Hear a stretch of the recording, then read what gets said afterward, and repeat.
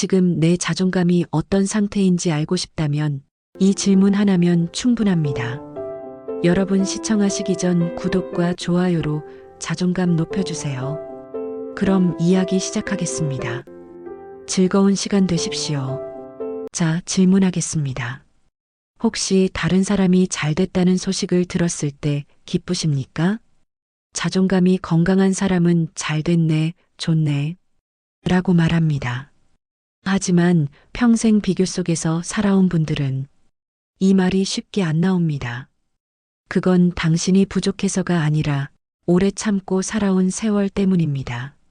다들 어떤 사람인지 댓글 남겨주세요. 지금부터 말씀드리는 단 한 문장만 기억하시면 당신의 자존감은 나이에 상관없이 다시 살아납니다. 심리 상담가들이 실제로 쓰는 공식입니다. 우리는 평생 남과 비교하며 살아왔습니다.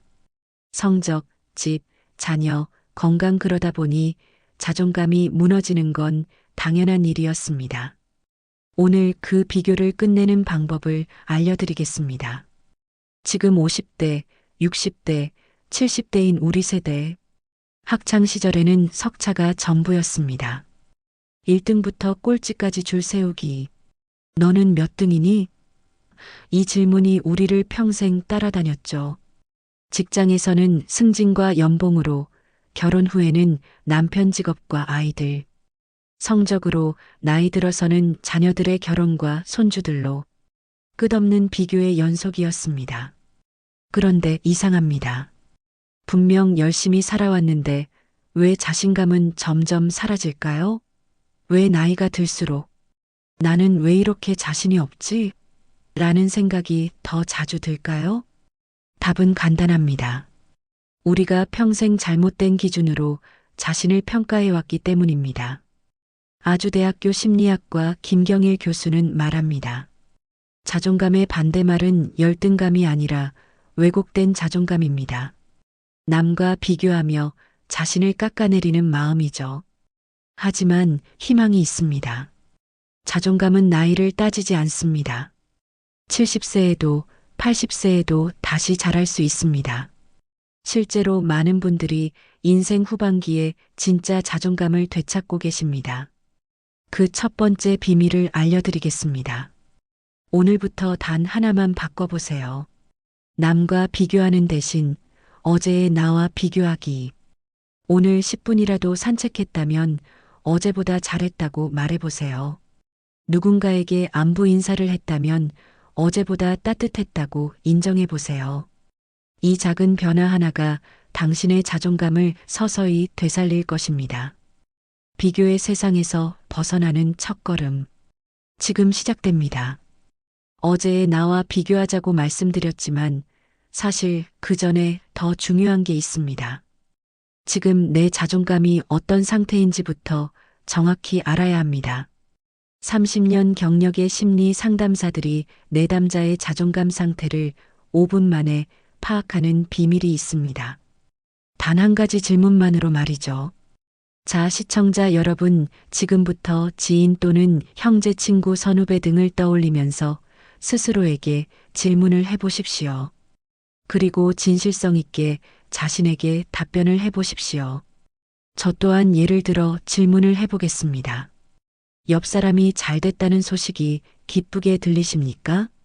같은 아파트 이웃이 로또에 당첨됐다는 소식. 동창이 자녀가 좋은 곳에 취직했다는 이야기. 지인이 건강검진에서 모든 수치가 정상으로 나왔다는 근황. 이런 소식을 들었을 때 당신의 첫 번째 감정은 무엇입니까? 잘 됐네요. 축하드려요가 자연스럽게 나온다면 건강한 자존감을 가지고 계십니다.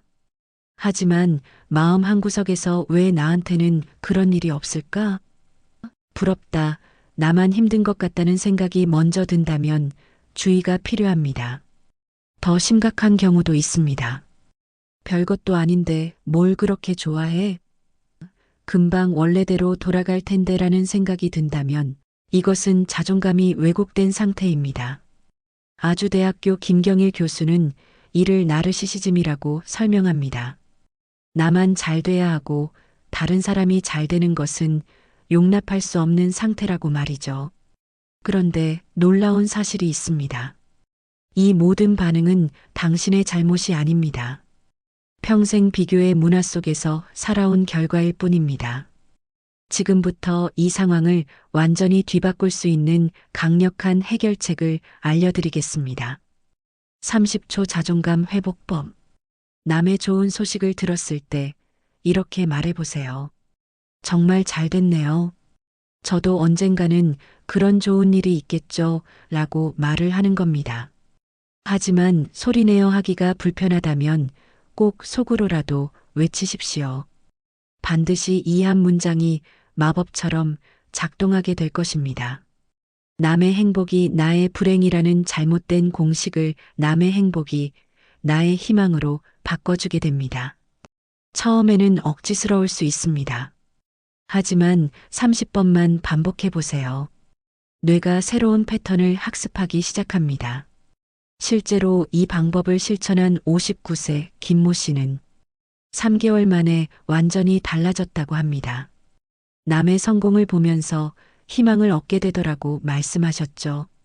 하지만 여기서 끝이 아닙니다. 자존감에는 우리가 모르는 3가지 얼굴이 있습니다. 당신이 지금까지 높은 자존감이라고 생각했던 것이 사실은 가장 위험한 형태일 수도 있습니다. 다음 대목에선 실행에 옮길 진실을 공개하겠습니다. 그리고 지금까지 잘못된 진실을 먼저 말씀드리겠습니다. 지금까지 자존감이 높다고 생각했던 분들 중 상당수가 실제로는 가장 위험한 상태에 있을 수 있습니다. 자존감에는 3가지 얼굴이 있습니다. 첫 번째, 건강한 자존감. 재원아, 이번에 승진 축하해. 고마워. 그런데 경일아, 너도 새 프로젝트 성공했다면서? 우리 둘 다 잘 됐네. 이런 반응이 자연스럽게 나오는 상태입니다. 자신의 성공을 기뻐하면서도 남의 성공을 진심으로 축하할 수 있죠.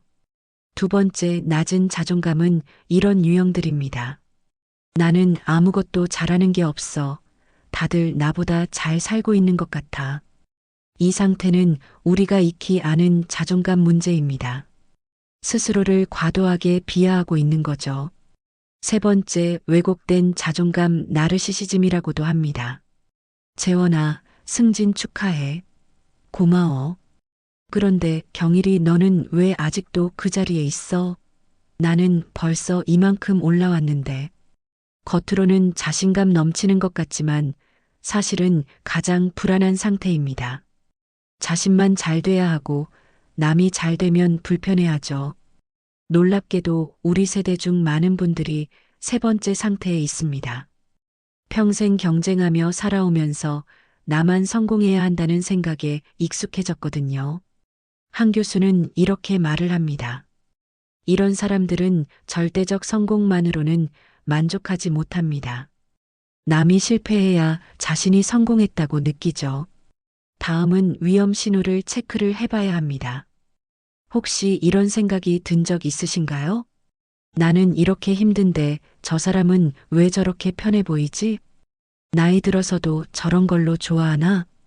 우리 때는 그 정도로는 자랑 못했는데.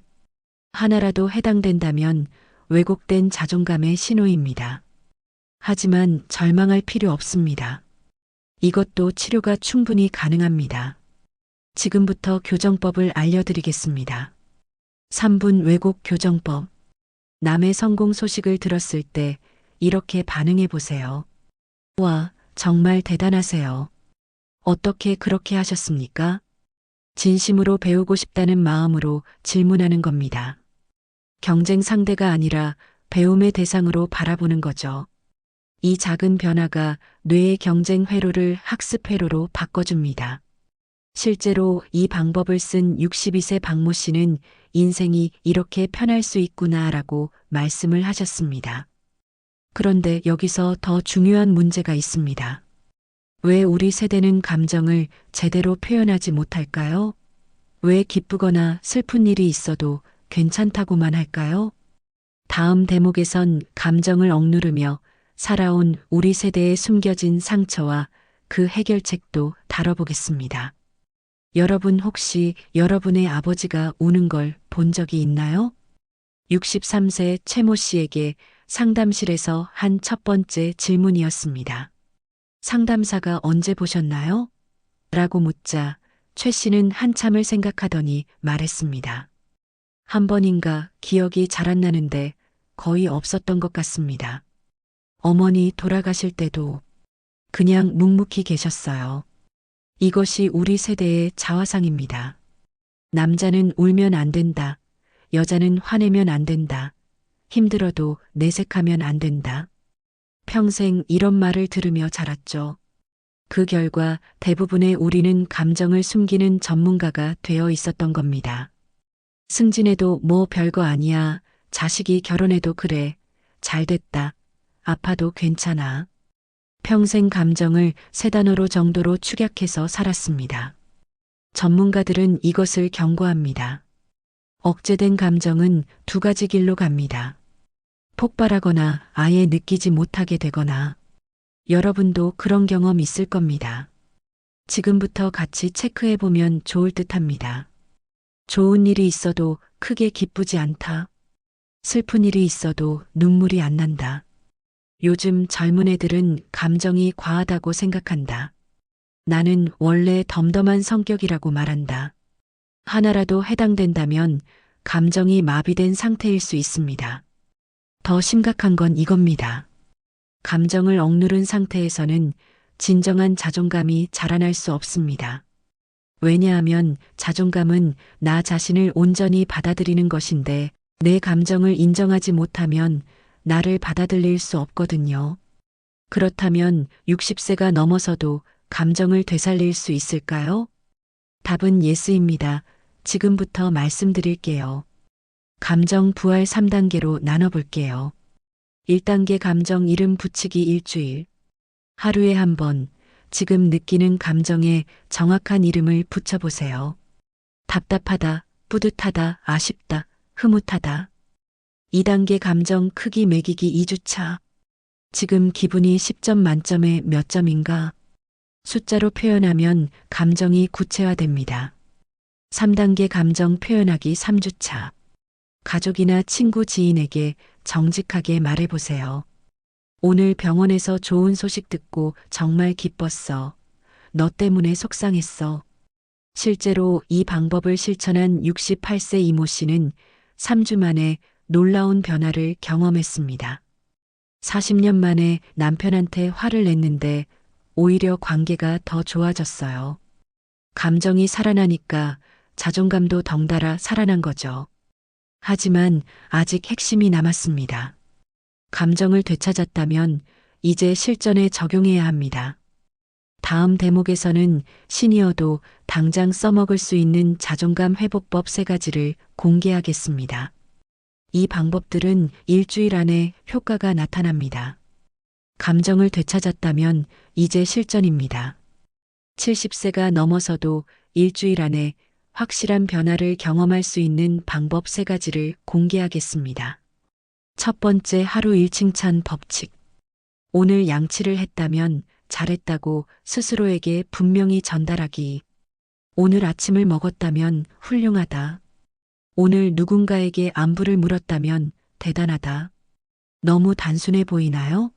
하지만 이것이 핵심입니다. 우리 세대는 평생 이 정도로는 부족해라는 말을 들었습니다. 100점을 받아도 다음엔 1등 하렴, 승진해도 아직 멀었다. 그래서 지금도 스스로에게 박합니다. 김경일 교수는 말합니다. 칭찬은 나이를 가리지 않습니다. 70세에도 칭찬받으면 뇌의 보상회로가 활성화됩니다. 실제 사례입니다. 69세 김모 씨는 매일 자기 전에 오늘 하루 수고했다고 말하기 시작했습니다. 3일째 되던 날 30년 만에 거울을 보며 웃었다고 합니다.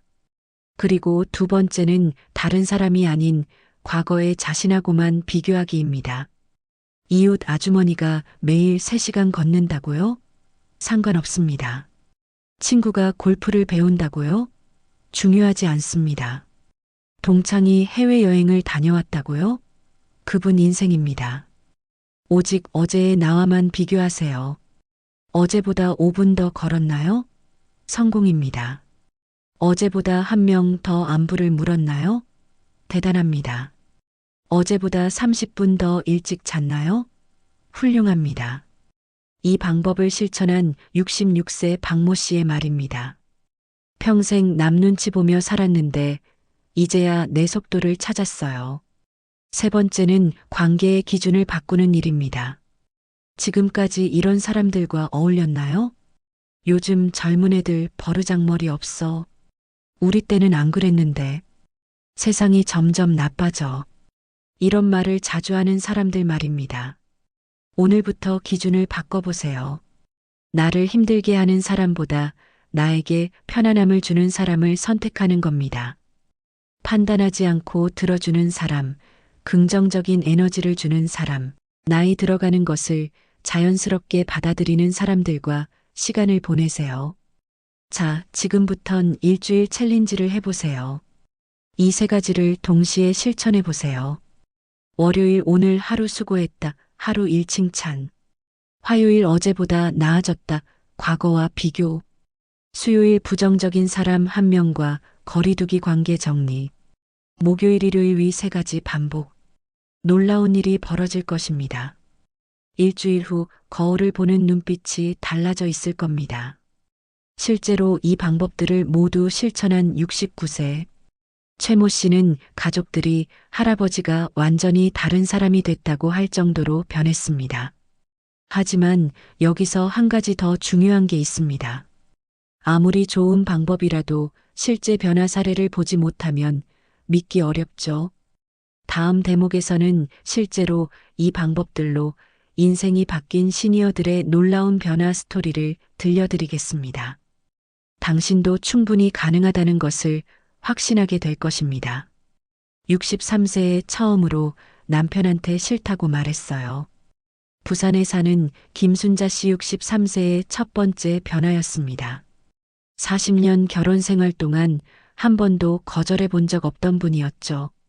남편이 또 친구들 집에 데려온다고 하더라고요. 늘 그럼 제가 음식 준비하고 뒷정리하고. 그런데 그날은 달랐어요. 오늘은 안 됩니다. 저도 피곤해요라고 말했죠. 결과는 어땠을까요? 남편이 화를 낼 거라 예상했지만 오히려 그동안 고생 많았구나라며 혼자 음식을 주문했다고 합니다. 김순자 씨는 그날을 이렇게 기억합니다. 제가 이렇게 당당할 수 있구나. 60년 넘게 살면서 처음 느낀 감정이었어요. 두 번째 사례, 새로운 욕구 발견. 대전의 박철수 씨 69세는 퇴직 후 5년간 집에서만 지냈습니다. 뭘 하고 싶은지도 모르겠고 그냥 하루하루 버티는 기분이었다고 하네요. 그러던 어느 날 우연히 동네 도서관을 들렀습니다. 그냥 시간이나 때우자는 마음이었는데 역사책 코너에서 발걸음이 멈췄습니다. 조선시대 궁중음식에 관한 책이었는데 왜 그렇게 흥미로웠는지 1시간을 그 자리에서 읽었어요. 김경일 교수가 말한 얻어 걸리는 순간이었습니다. 박철수 씨는 그 후 한국사에 빠져들었고 지금은 동네 문화센터에서 역사 강의를 듣고 있습니다. 친구들이 술이나 마시러 가자고 해도 이제는 말할 수 있어요. 미안, 나 오늘 강의 있어. 당당하게 거절하죠. 세 번째 사례 관계의 변화. 서울의 이영희 씨 66세는 평생 착한 사람으로 살았습니다. 모든 부탁을 들어주고 모든 사람을 배려했죠. 그런데 정작 본인은 늘 지쳐 있었습니다. 교회 일, 아파트 일, 친척 일. 제가 안 하면 안 될 것 같았어요. 그런데 자존감 회복법을 배우고 나서 깨달았죠. 내가 없어도 다들 잘 살더라고요. 이영희 씨는 관계의 기준을 바꿨습니다. 자신을 힘들게 하는 사람들과는 거리를 두고 편안함을 주는 사람들과만 시간을 보내기 시작했습니다. 처음에는 이기적인 게 아닌가 걱정했어요. 하지만 3개월 지나니까 오히려 제가 진짜 도움이 필요한 사람들을 더 잘 도울 수 있게 되더라고요. 거절과 욕구 발견의 비밀. 이분들의 공통점이 있습니다. 모두 거절하는 연습과 내 욕구 찾기를 실천했다는 것입니다. 거절 연습은 이렇게 하세요. 죄송합니다. 제가 많이 생각해 봤는데 안 될 것 같습니다. 이 문장을 거울 보고 50번 연습하세요. 처음엔 어색하지만 10번째부터는 자연스러워집니다. 내 욕구는 얻어 걸리는 것입니다. 평소 안 가던 곳을 가보세요. 도서관, 공원, 박물관, 시장. 어디든 좋습니다. 언젠가 이거 재미있네 하는 순간이 옵니다. 그런데 이 모든 변화에는 마지막 하나의 비밀이 남아 있습니다. 30년 경력 심리 상담사들이 가장 마지막에 알려주는 마법의 한 문장이 있습니다. 다음 챕터에서 그 문장을 공개하겠습니다. 이 문장 하나면 당신의 모든 것이 바뀔 것입니다. 처음에 약속드린 그 한 문장을 이제 공개하겠습니다. 30년 경력 심리 상담사들이 상담의 마지막에 반드시 말하는 문장입니다. 수많은 내담자들이 이 문장 하나로 인생이 바뀌었다고 증언합니다. 그 문장은 바로 이것입니다. 나는 참 괜찮은 사람이야. 너무 단순해 보이나요? 하지만 이 문장에는 과학적 근거가 있습니다. 뇌과학자들은 말합니다. 우리가 반복해서 말하는 문장이 뇌의 신경회로를 바꾼다고. 평생 나는 부족해, 남들보다 못해라고 말했다면 뇌가 그렇게 학습한 것입니다. 이제 뇌를 다시 교육시킬 시간입니다. 21일 기적의 공식. 매일 아침 일어나서 그리고 밤에 잠들기 전에 이렇게 말하세요. 나는 참 괜찮은 사람이네. 21일 동안 반복하면 뇌의 신경회로가 바뀝니다. 3주면 평생 가져온 부정적 자동사고가 긍정적으로 전환됩니다. 지금까지 배운 모든 것의 핵심. 1. 남과 비교하지 말고 어제의 나와 비교하기. 2.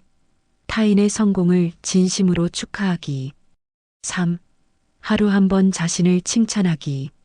4. 감정을 억누르지 말고 정직하게 표현하기. 5. 나를 힘들게 하는 사람들과 거리두기. 6. 새로운 경험을 통해 진짜 욕구 발견하기. 7. 적절한 거절로 자존감 키우기. 이 모든 것의 바탕에 나는 충분히 괜찮은 사람이다라는 믿음이 있어야 합니다. 실제 변화를 위한 마지막 조언. 지금 이 영상을 보는 당신. 70세든 80세든 상관없습니다. 자존감은 나이를 가리지 않습니다. 오늘부터 시작하세요. 오늘부터 나는 충분히 괜찮은 사람이다라고 말하세요. 오늘부터 어제의 나와만 비교하세요. 오늘부터 내 마음을 힘들게 하는 관계는 정리하세요. 평생 비교의 세계에서 살아온 당신이지만 이제는 다릅니다. 이제는 내 인생의 속도를 찾을 시간입니다. 73세에 처음 거절을 배운 김순자 씨처럼, 69세에 새로운 취미를 발견한 박철수 씨처럼, 66세의 관계의 기준을 바꾼 이영희 씨처럼 당신도 할 수 있습니다. 마지막 질문. 이제 다시 물어보겠습니다. 옆 사람이 잘 됐다는 소식이 기쁘게 들리십니까? 만약 아직도 망설여진다면 괜찮습니다. 지금부터 다시 시작하면 되니까요. 자존감은 나이를 따지지 않습니다. 당신의 새로운 인생이 지금 시작됩니다. 나는 정말 괜찮은 사람이다. 여기까지 시청해 주셔서 감사합니다. 여러분들을 응원하겠습니다.